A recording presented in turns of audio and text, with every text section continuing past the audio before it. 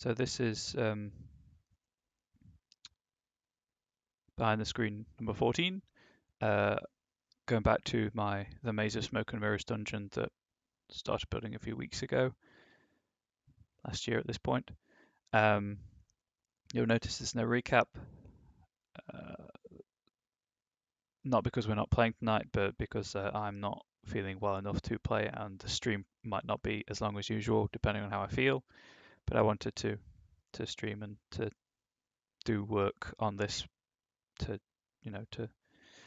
to help demonstrate the theory as ever. So, yeah, my illness is why the stream's later than usual, and hopefully we get everything done I want to get done today anyway. So I've just got my notes from last time with the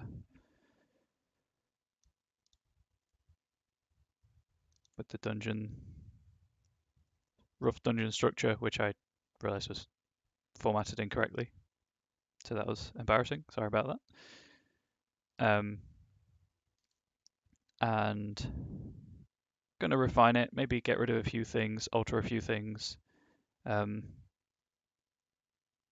good rule of thumb I've always found is after you've kind of written something, it's good to take some time away from it so that you can come back at it with fresh eyes and kind of analyze it to see if it does what you want it to do. So I do have the narrative and the purpose at the top of the document and the mood board, which that's more there for in-game narrative purposes than directing the nature of the dungeon, but I might refer to it, I might not. But primarily I want to go over what I've got, the 9 rooms of the dungeon, as if they do what I want them to do, and maybe add a few, alter what's there, etc. So we'll just go from first layer down really. So I'll recap the idea behind the dungeon and the layer as well. Dungeon in liberal air quotes. The purpose of the dungeon is to function as a magical kind of barrier to the estate of a nobleman that the player party is hunting, and he's had time to set this up, so it's not going to be easy for the players to get through, but equally it's not his power, it's all borrowed power and magic. So I want kind of a middling threat here. I don't want too much emphasis on combat encounters. I want more of more traps and puzzles, and then what combat encounters there are going to be more kind of, well, in this instance, fey spirits that have made a home in this maze. The source of stolen power is a fey lord who's acting as the big bad for the entire campaign. So if any of my players do watch this before the fact, spoiler warning, I guess. And kind of he thinks he's a kind of devout follower in a religious sense of this Fey Lord, because the Fey Lord's masquerading as a nature deity, but is functioning more as a warlock in terms of the mechanical aspect to his abilities when the players actually find him. Hence all the Fey theming and stuff, and the idea being, and the players have just spent a level, like a character level in the Shadowfell, so this is a way of introducing aspects of the Feywild. So if they choose to go there at any point, they know some of what to expect. And to hint at the fact that Javik, the nobleman, to hint at the fact that his power is not divine but Fey in nature. And hopefully they'll pick up on that in a meaningful way. So it's designed in 3 layers, as you can see. Layer 1, beasts, that's mundane nature. Um, that's just designed as a kind of to give the players the feeling that something is wrong in the woods that they're in, but um, not to outright be hostile in any way. So the things I noted from last time is there's um, players can hear a water source, and they can investigate and find this river of clear water um, with a bridge across it. But the bridge is kind of illusory, and stepping into the falling in the water will just teleport you back to the bank that you stepped from. But the reflection of the bridge is kind of more offset than usual, and that's what you actually have to step on to cross the water. Uh, then there's a like a mushroom forest or a mushroom grove with no real danger in it. Not every location in a, again, liberal air quote usage. Not every location in a dungeon needs to have a threat aspect to it. Sometimes it's good just to have just like a narrative fluff area. So this is what this is going to be. It's just going to be trying to convey the idea of um, rampant growth, vitality, fecundity, that kind of thing. Everything that the Feywild is known for.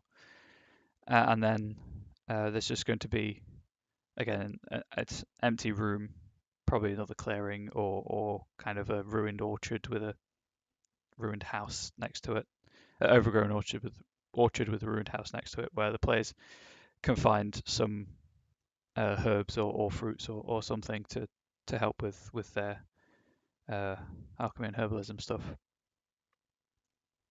So the second level uh, is intended as the threshold between the two aspects of mundane nature and fey nature. Um, this is where I want to be introducing the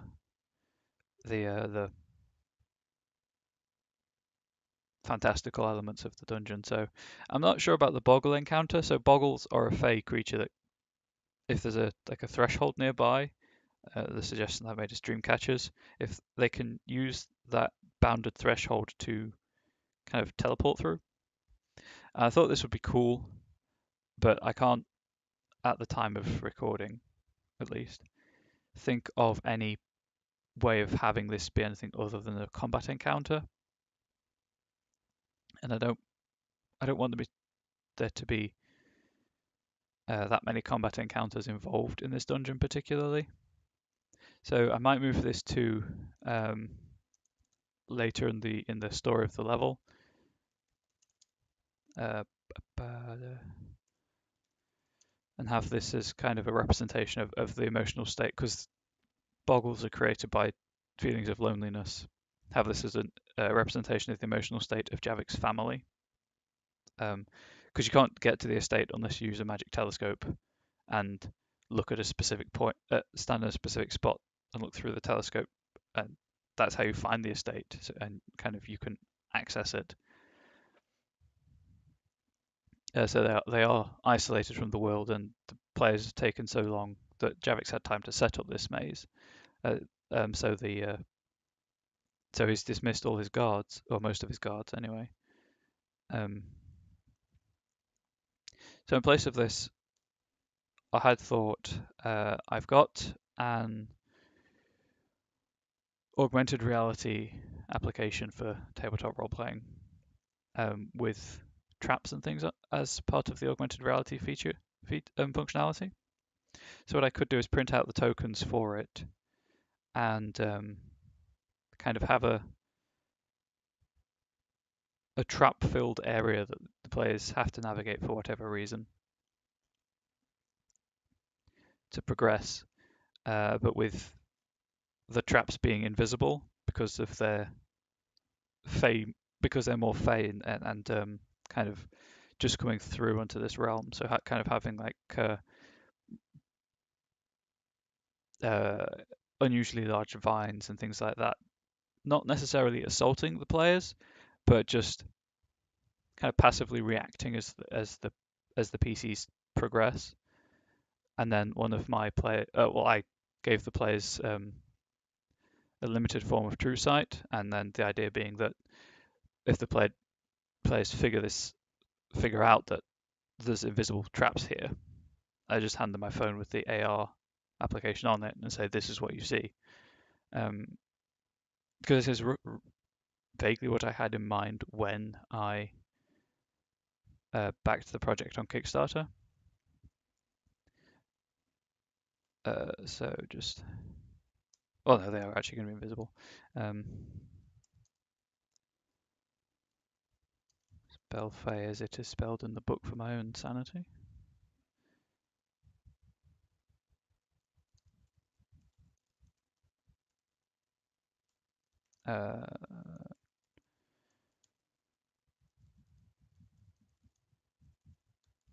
Because I back all these cool things for role-playing as role-playing resources and never use them.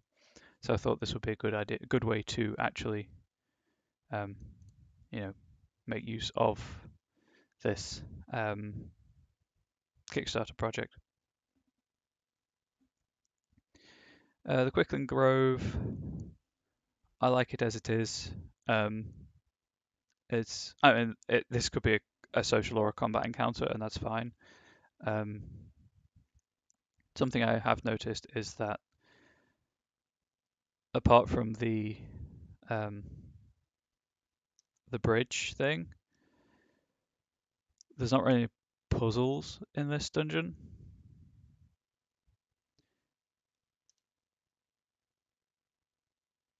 And I want there to be some, because this entire first layer is going to be largely kind of narrative driven in terms of the player engagement, and more they'll be reacting to my descriptions of the environment and things like that. So the second and third layers, I do want to add some actual puzzles too. Obviously, there's this one at the end, which is going to be the kind of the final threshold. The Quickling Grove, I guess, is sort of a puzzle. It's not as complex or convoluted as I might like, but I like the idea behind it. And as I say, some things are just going to be for the monster with the treasure. Probably will just reskin the guard drake. Some things are just going to be fey animals that have moved into this maze and kind of made it a home, like the quicklings.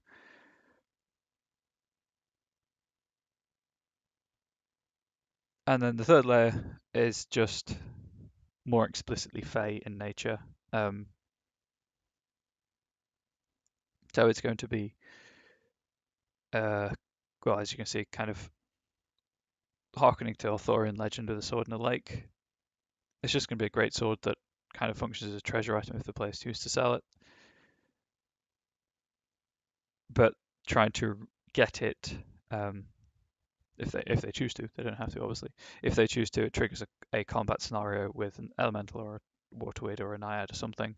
I'm leaning more towards reusing the Rusalka that they've already encountered, because they know how difficult she was the first time, and I want them to feel a sense of progress, and also to hint at the fact that the person who claimed her is behind everything so far. So I will actually I'll just confirm that that's the plan while I'm thinking about it. The Current Guards, I don't know if they're necessarily going to be guarding. Where's my? There it is. I don't know if they're necessarily going to be guarding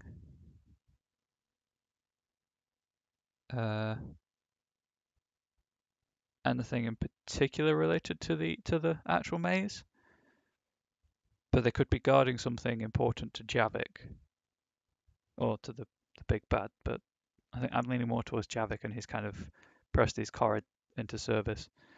Something I do want to play around with is kind of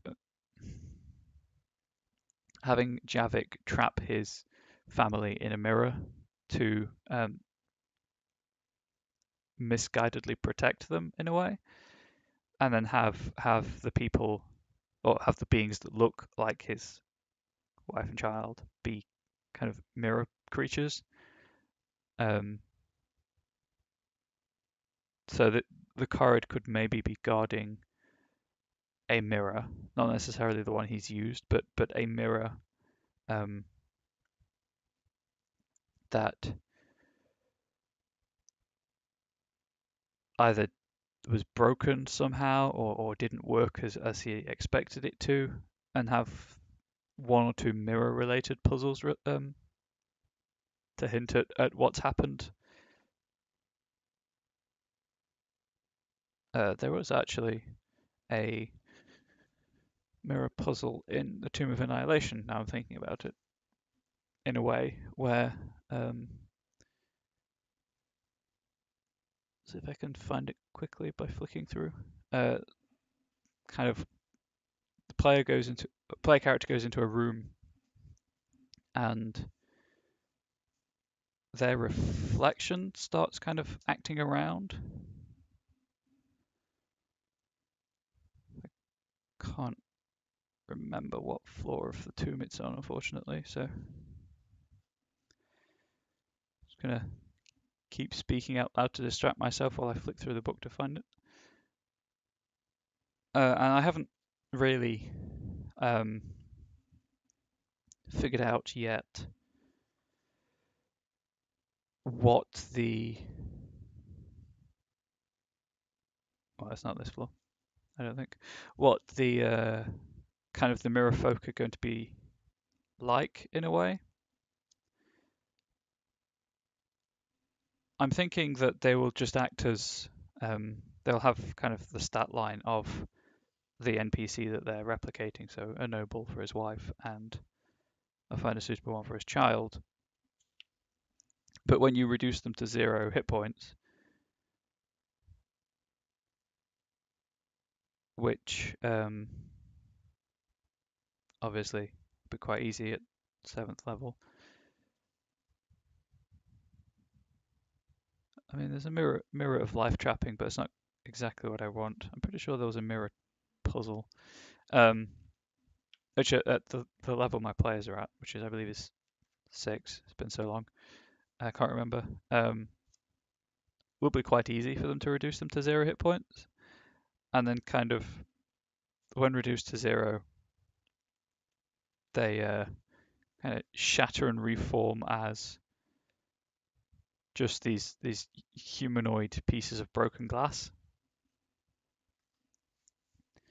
and kind of have an increased either function as a swarm. There could be a swarm of glass shards powered by a Fey spirit, which might be cool actually, or as they just function as a humanoid made of glass and pick a random stat block for it to emulate or improv along the way.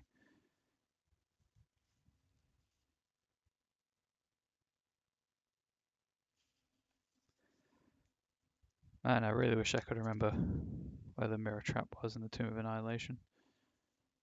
Because it's not the only dungeon in the book is the problem.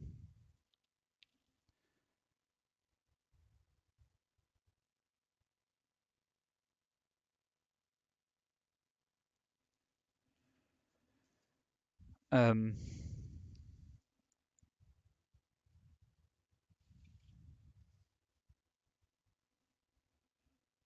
you know, rather than flicking randomly through the book, if I can find a reference point to give me somewhere to look, that'll be easier.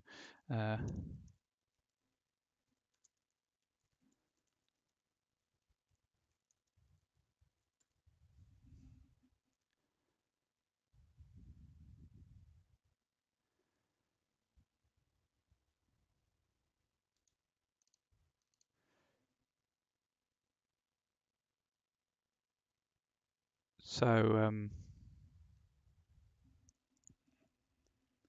Could also have some sort of light puzzle, maybe, in say the cave or whatever. Uh,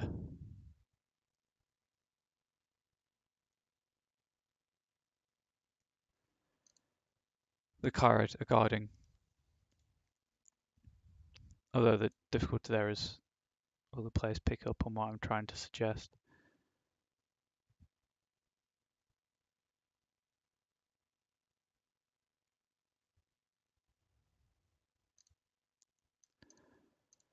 And of course I can't find the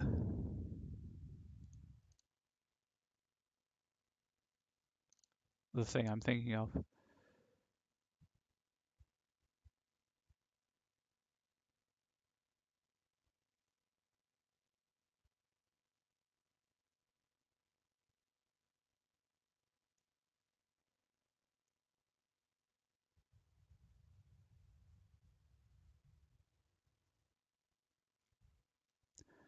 Maybe it's not in the tomb itself.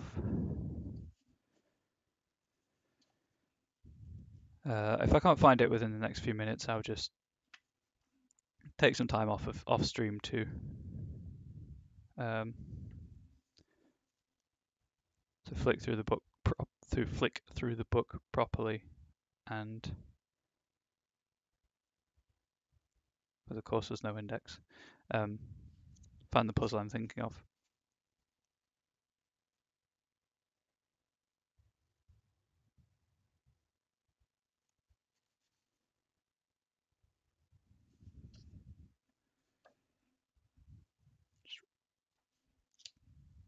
Really thought it was in the tomb somewhere.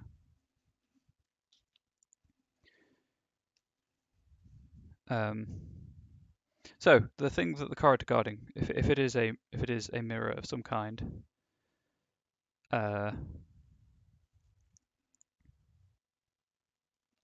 want to hint at this ritual that's gone horribly wrong. So might be that there is like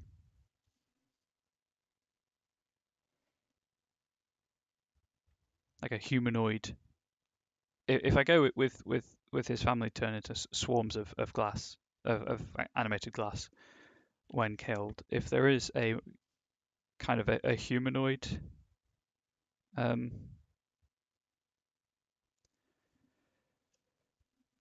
glass figure in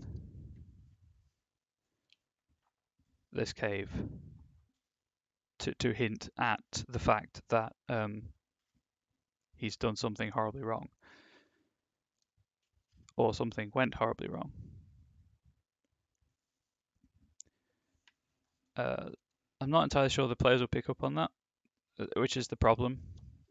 Because what I think is obvious to me is not always obvious to my players.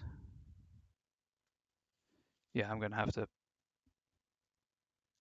flick through the book properly off stream to try and figure out where I remember this puzzle from, because I don't want to waste any more time looking for it.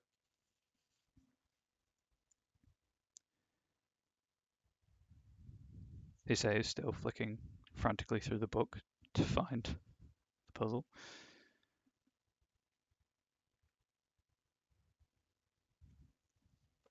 Have one last quick check of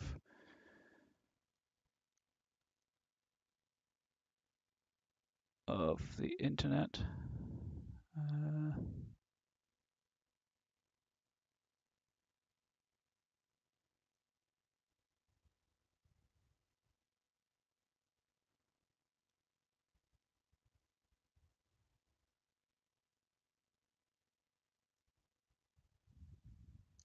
Hmm.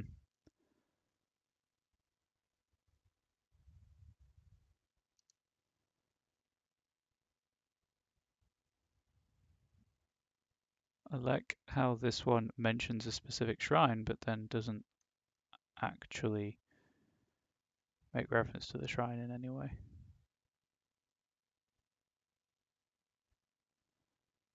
So that's amusing.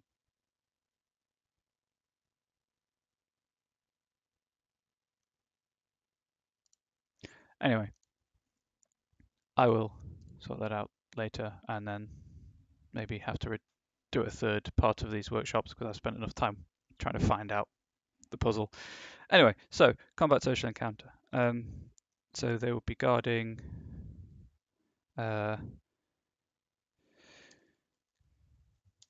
Cave of Ruined Mirrors, Failed Rituals,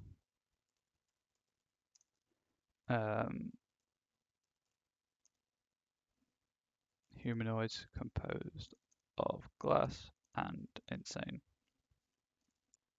So there won't be any reasoning with these kind of, I guess, perverted face spirits. They will just attack the players on sight. So they probably shouldn't be too difficult. Could maybe use one of the NPC stat blocks to represent them and just change all the damage type to slashing. And then maybe a partially destroyed spellbook containing the ritual that Javik has been attempting,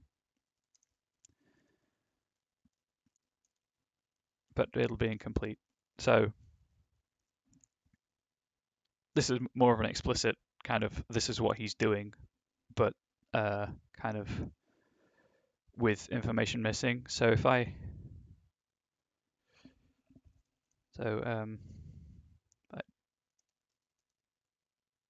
to bind the spirits,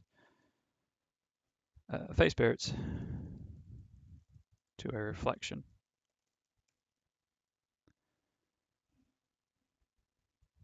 And could just leave it at that. Could kind of have a piece of a page that's been torn out and have that as the only bit that's legible on the page, on the piece of paper that's remaining in the book. Just as I say, so the players have an idea of what's been happening, but it's not handed to them, and there's stuff to speculate about why he's binding face spirits and using mirrors and kind of animating shards of glass.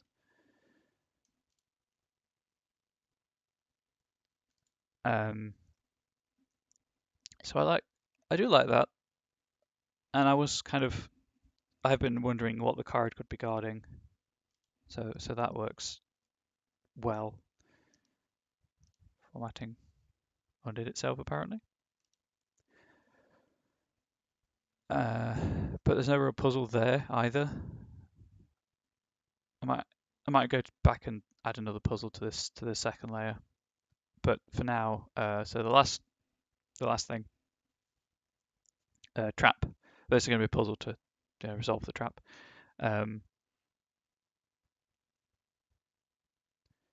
So my original idea was have a statue kind of in the middle of a clearing with a group of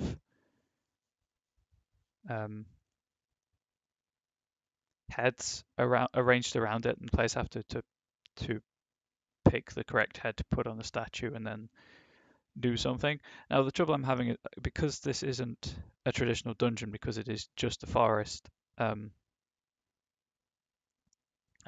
having problems thinking of reasons why the players would try to solve these puzzles.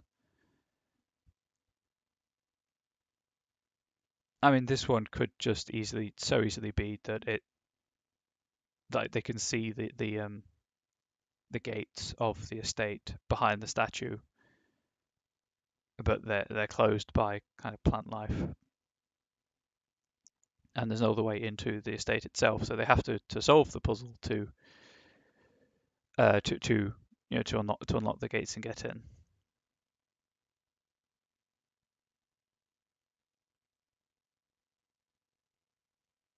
And then so that the riddle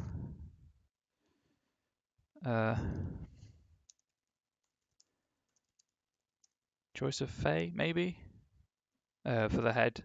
So kind of statue is too worn down to tell much about gender or race, but the riddle should indicate one of the heads pretty clearly.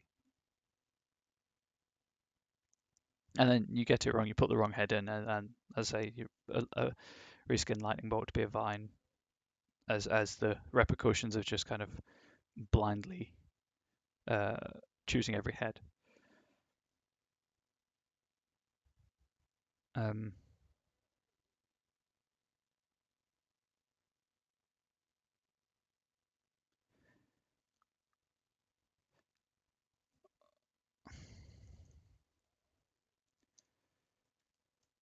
So the big bad is Dryad that's gone crazy, male Dryad, and is essentially just wants to kill his twin sister. And the city the players work for has offered her sanctuary. Not that they know any of this, has offered her sanctuary, and he's working to bring the city down. So having something to hint at his nature, perhaps. And then if the players, because it is his twin, one of the heads could be kind of like a bonus answer. It won't unlock the. So his name is Tharn. Moving the wrong one triggers the trap. Bonus answer relating to Alara, his sister. Provides small reward.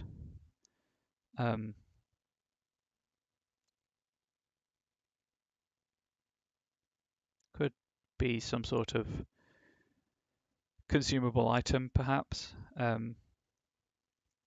As the nature of these dryads being from the same tree kind of means that they are intertwined in a inextricable manner, and I meant the word inextricable there.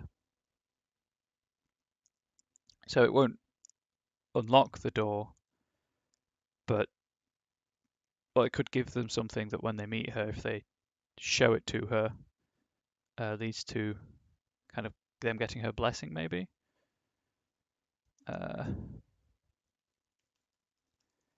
Important item for her favor. Not that, like, I don't know if the players will ever meet her is the thing. I've given them the option to, obviously not in so open a manner, but they have the option to meet a noble woman and one of the a noble guest of the city, and one of my player characters is keen on meeting her, and that's Alara. So they might pick up on it, and I like puzzles that don't have one set answer, and so even if they think that the puzzle's done and then they've got this item, that does set up them getting into the estate another way. So in the background, Thorn has essentially exiled her from the Feywild, usurped all her power, and there's a monster in one of the Kobold Press books that is like a Fey ice spirit, and that's what she's become because she has no connection to a tree or to the warmth and the sun of the Feywild. So essentially, her heart has frozen over, and she's turned to the only as a way of protecting her from the like kind of intense loneliness and vulnerability. So maybe because of this sympathetic link between the two of them, the vines on the gate start freezing and the players can just break their way through. It's not going to be. It'll be less of a stealthy aspect, but it allows a brute force solution.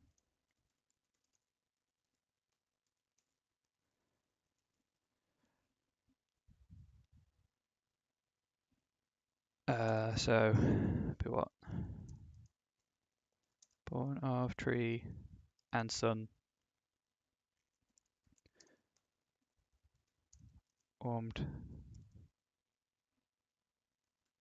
by summer's heart.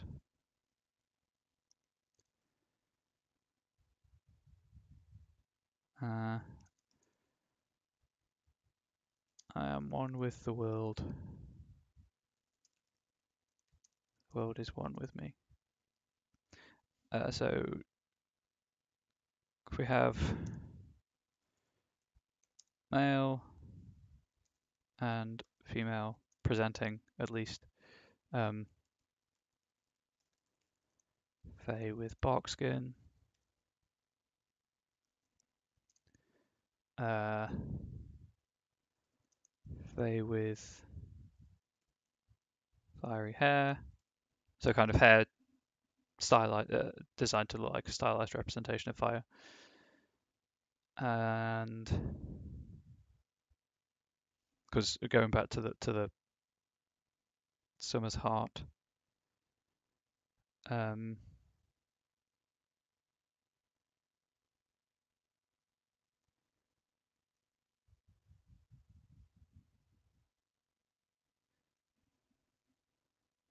the fourth one.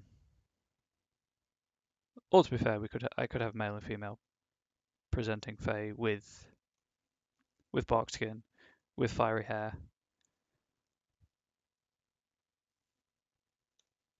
slash.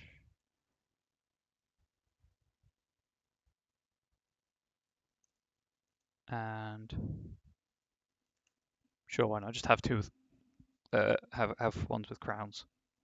As kind of, this is possibly too obvious. For now, anyway, I'll revisit this before the players get to it because I've got plenty of time for this end of the dungeon.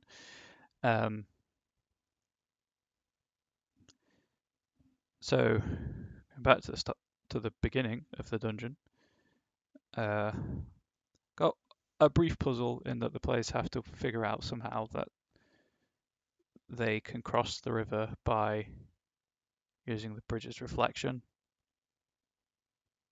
Obviously, this is a reference about mirrors. Mirrors down here. Slowly move the cursor. Mushroom forest with no dangers, just they can forage for food if they want to. Overgrown orchard. I mean, there's always the possibility of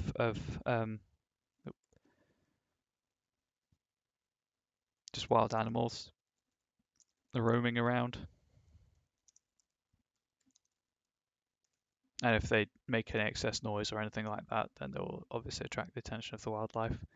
Because it is so close to this expression of the Feywild, probably have the wildlife be a bit more aggressive, a bit more bestial. Kind of have everything turned way up, as passions do run strong in the Feywild. Yeah, to the family suite. I don't like the boggle thing here. It's a cool idea, and I'll try, as I say, I'll move it to the family suite on his estate, just to hint at the loneliness the family are feeling and to kind of ground them. So I've got the kind of trap corridor, I guess, of the Fey plants. Trying to figure out if there's any, because the trouble with True Sight is you see everything, so I can't do any illusions or anything to function as a puzzle.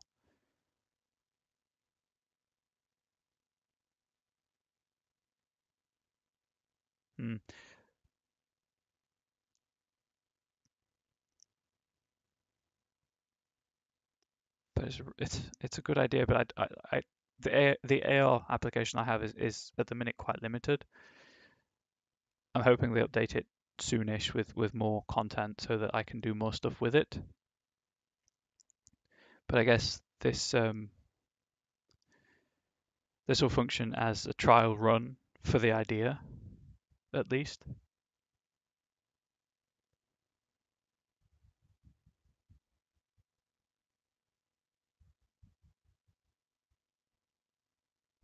What if the traps are...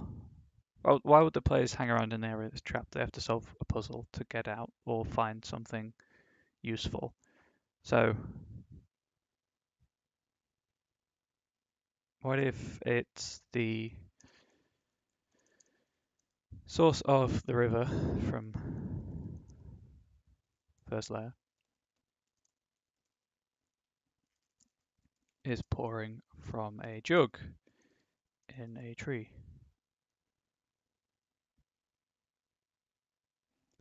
And kind of the players go to investigate, and the tree itself is trapped. See invisible plants.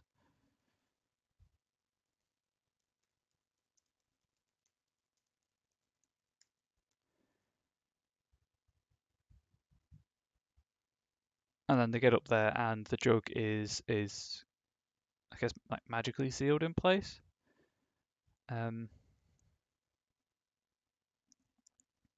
This is, of course, if they decide to go after it. If not, then it's just a cool location with a jug of water pouring infinitely from a tree.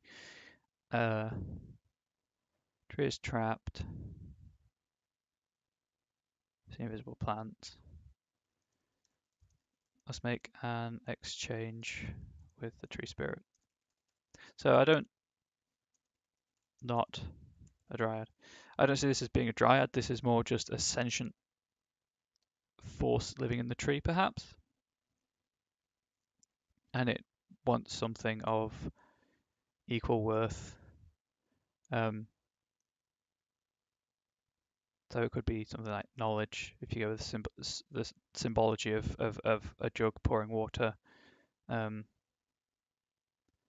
or the players sacrifice one of their magical items, that kind of thing, perhaps. It also adds more of a social element to this puzzle, which could be cool. In return for jug, and it'll be I think it's called a decanter of endless water, but it'll only function during a full moon.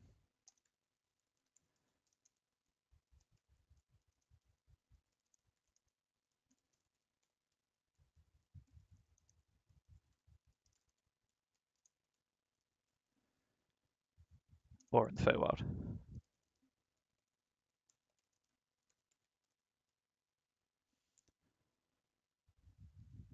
The Quickling Grove, as I've said, that's just going to be almost a... It can be a social or a combat encounter.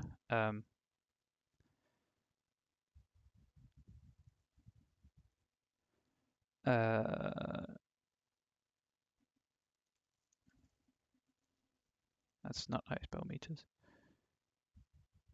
Idiot. This can be a social encounter, or they can actually just, I guess, fight their way through the Quicklings. H2.296. I'm just curious about how fast the monk can potentially go during this encounter.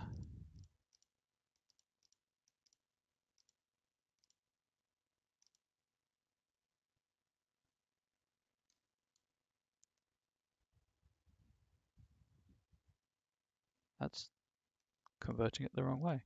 H2.296 divided by 6. 13.716.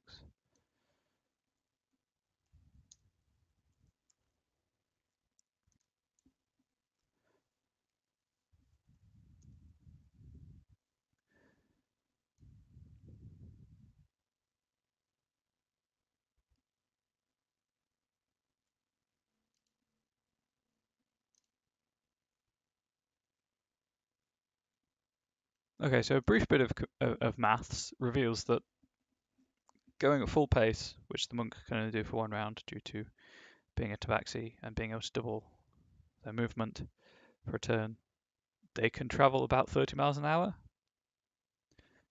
So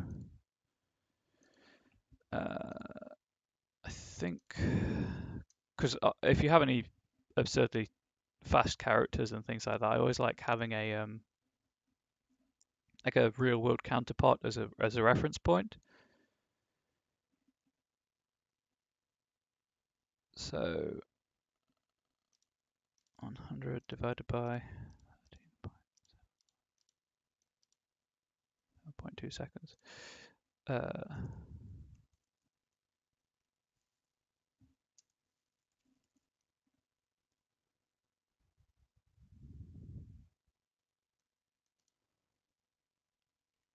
According to Wikipedia, at least, the Tabaxi monk can clear 100 meters in 7.2 seconds at this, as I say, full speed, so slightly more, but at a slightly longer time period.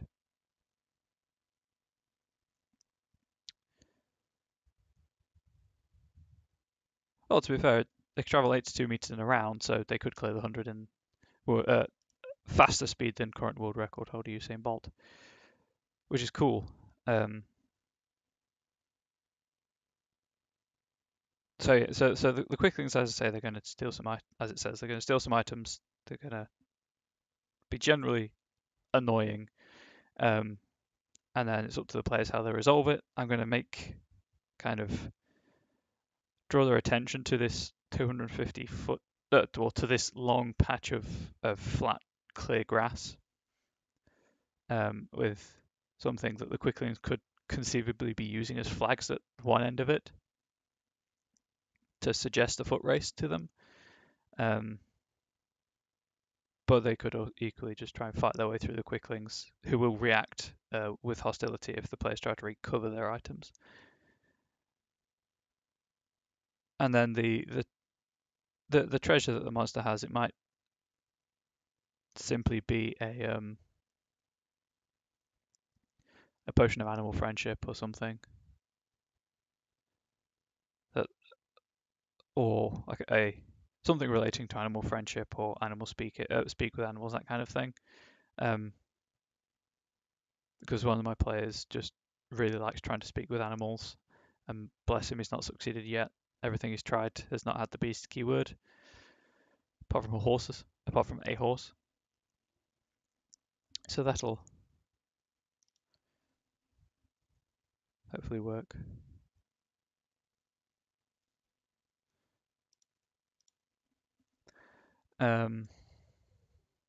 Really, it's just this first layer I'm not happy with. It seems too boring in a way. But again, I am ill at the moment, so I'm not at the top of my game.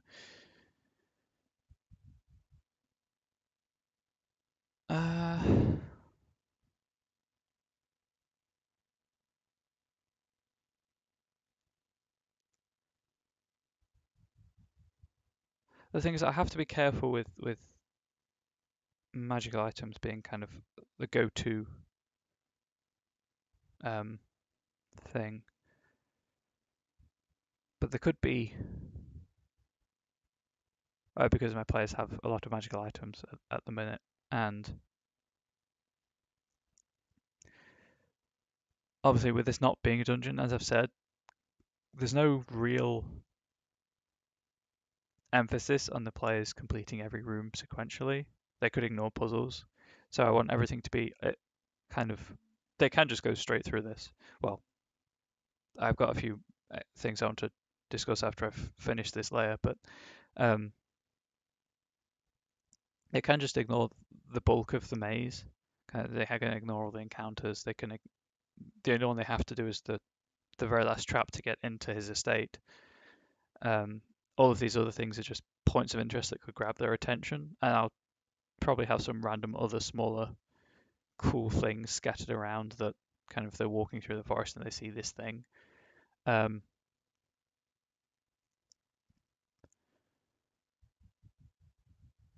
what I could do is have we'll do it this one. So if we have this as an overgrown orchard with attached ruined cottage. Hidden in cottage is a lockbox. and lockbox key is hidden in the bole of the largest tree in the orchard. Have it as a damson tree.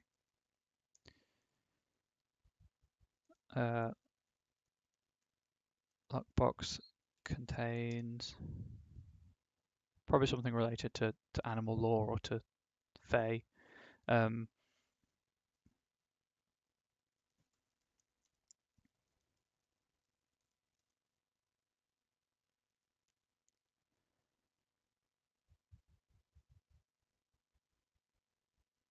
With Elven to Sylvan translations. Because I don't think any of my players speak Sylvan, and obviously with the campaign taking a more Fae bent, it'd be useful if they had some chance of understanding at least more common things.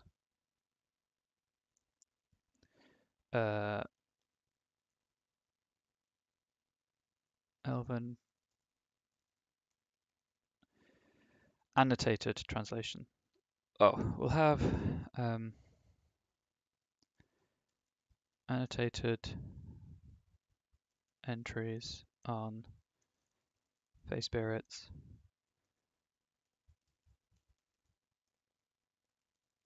written in Elven, in Sylvan,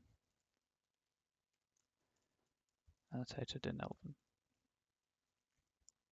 just so that they can have some idea of what Fae spirits are encountering and what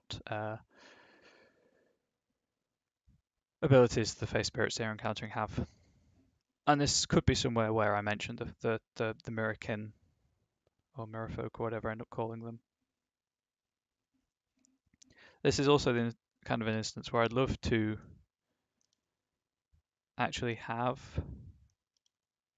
a prop to give my players, but the nature of where we play makes it inconvenient to carry handouts.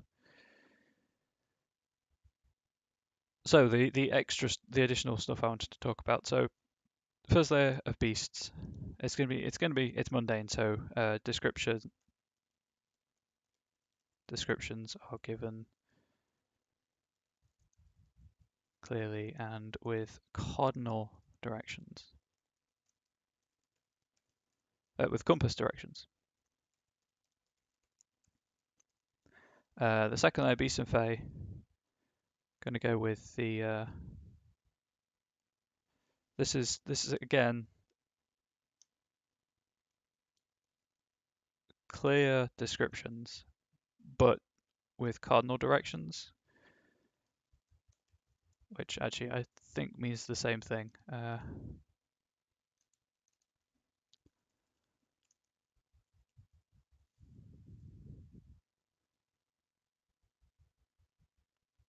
Yeah, it's the compass directions. I was right. I was right the first time. Cardinal directions and with vague directions. So what I mean by this is on the first layer, players enter a room and two of them, well, one of them instinctively knows which way is north anyway, and another one is just absurdly good at geography through background features. So what I mean by this is that on the first layer, the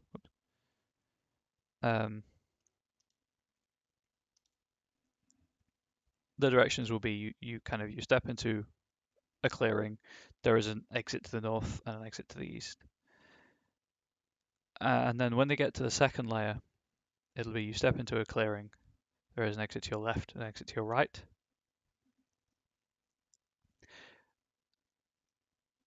And then when they get into the Fae magic itself, I'm going to try and play up kind of poetic descriptions so that they know something's odd, and with the left and right, because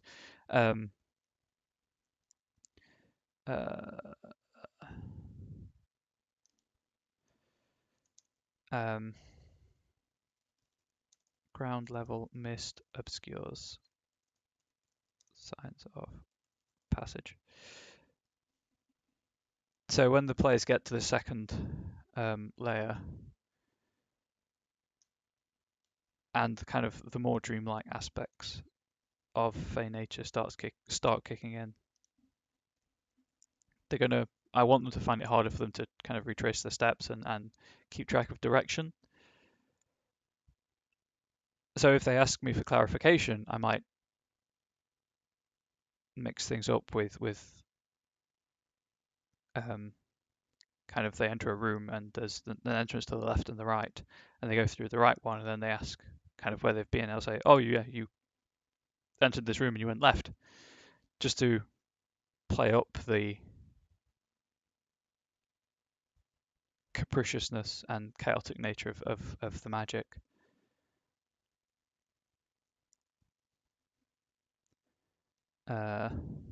And probably on the Fey layer, it's actually going to be impossible, like magically impossible for them to retrace their steps or to find any of their steps. Whereas in the kind of the second layer, there's a chance there will be signs of passage, but it's hidden by this fog, this mist.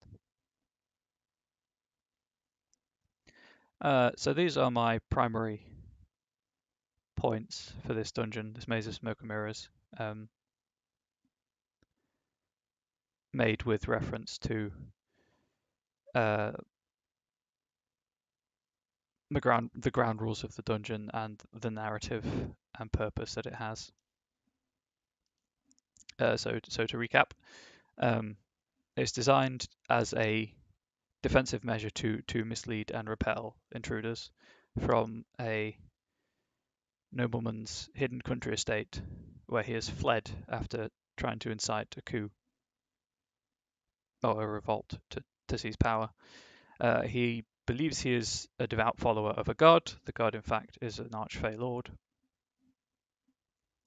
who is using him for his own purposes. And so the whole thing is designed around with Fey magic in mind. So the first layer of the dungeon that the players will encounter is more mundane. So a puzzle where the players have to figure out that the only way to cross a river is to use the reflection of the bridge rather than the bridge itself, just to introduce that element of supernatural element to it. And then another point of interest is just a huge mushroom glade to highlight overgrowth and fecundity and that kind of vitality that's present in a lot of fairy stories and in the Feywild. And then an empty room, quote unquote, with two pieces of treasure. They could harvest the fruit for food and for alchemy and herbalism purposes. And then there's a book with information on Fey spirits that might be useful further down the line. And there's always the wild animals of the forest itself. After going through this, the players then reach the second layer where the Feywild starts bleeding over to the prime material, and they find the source of this river as a jug in a tree endlessly pouring water, and they can try and get it by trading for it with the tree spirit. If not, then they don't.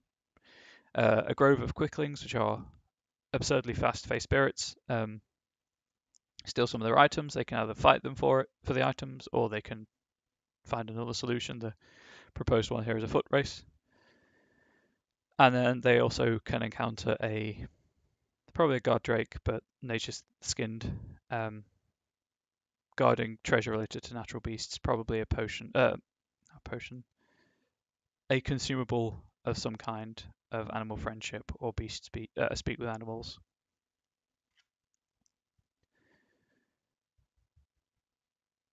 And then after all that, they get to the third layer where the Fey influence is very strong, and as it is the closest to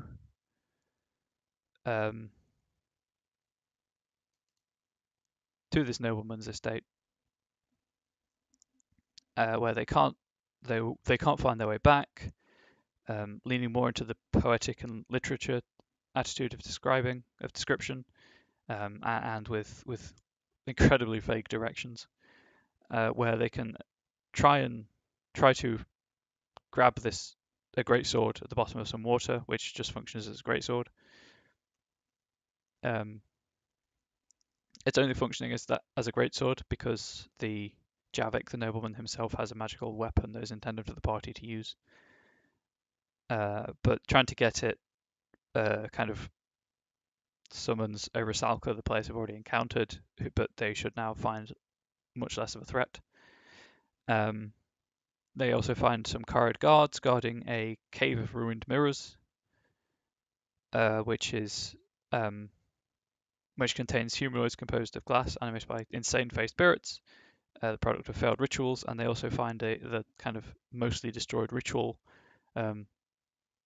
where the players can ascertain that it's about binding face spirits to reflections of people in mirrors.